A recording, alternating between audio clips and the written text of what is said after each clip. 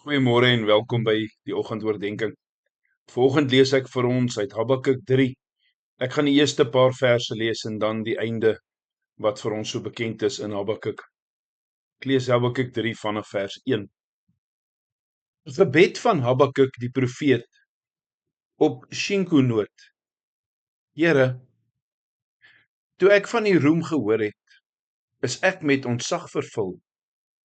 U dade, Here, maak dit 'n werklikheid in hierdie tye. Laat dit in hierdie tye bekend word.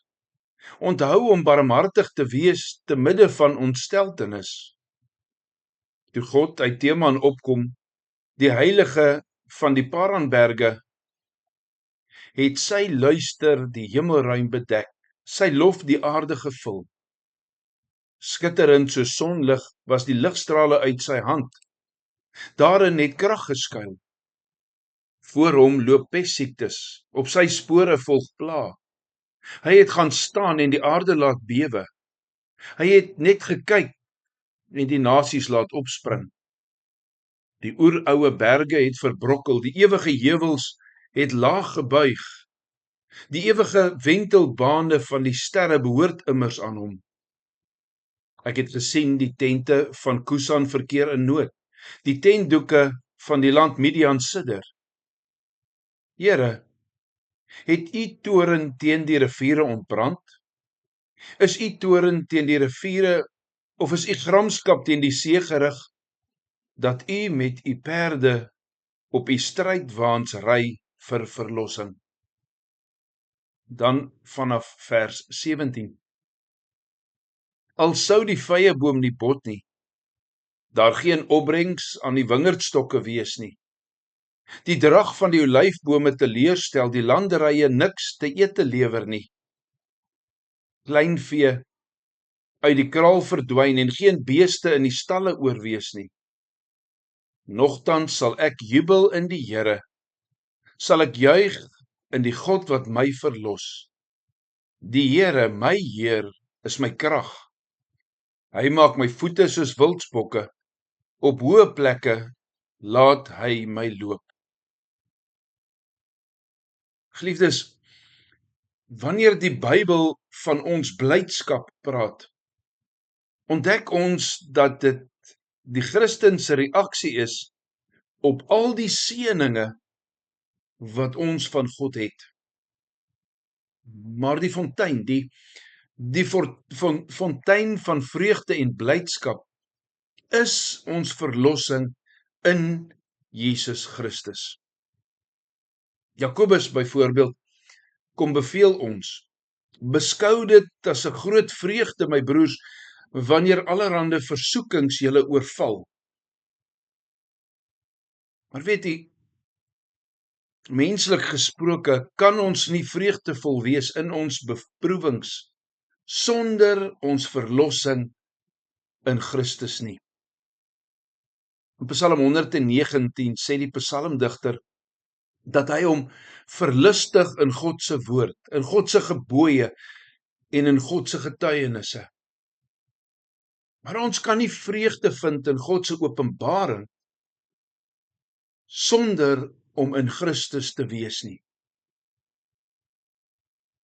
Lukas 24 vers 52, hulle het hom aanbid en met groot blydskap na Jerusalem teruggekeer. Dit het gebeur net na die hemelvaart. Die disippels staan en kyk en Jesus is weggeneem voor hulle en hulle het hom aanbid en met groot blydskap na Jerusalem teruggekeer. Maar ons kan nie met blydskap aanbid behalwe om in Christus te wees nie. Habakuk was 'n profeet in baie moeilike dae. In die kort Ou Testamentiese boek Habakuk kom lê die profeet klagtes by God oor die jammerlike toedrag van sake in Juda. Hy word belas omdat dit lyk asof God onverskillig staan teenoor die haaglike geestelike toestand van sy volk. Ons het dit gelees. Maar nadat God sy klagtes beantwoord het, reageer Habakuk met hierdie pragtige boodskap. Ek skep 'n behaag in die God van my verlossing. Ek het vreugde in die God van my verlossing. Die vraag vanoggend vir jou en vir my, is dit jou vreugde? Is dit jou blydskap? God het sy eniggebore seun gestuur om jou te red. Hy is die God van jou redding. Put jy jou vreugde, jou blydskap in hom? Beïndruk die Heilige Gees, sy groot liefde in jou lewe.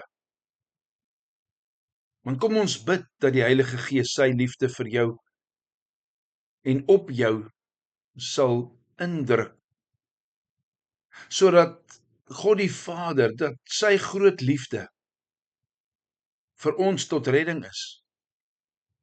Kom ons bid dat ons die blydskap sigbaar sal laat uitdra en deur ander ook erken sal word. Kom ons sluit ons oë.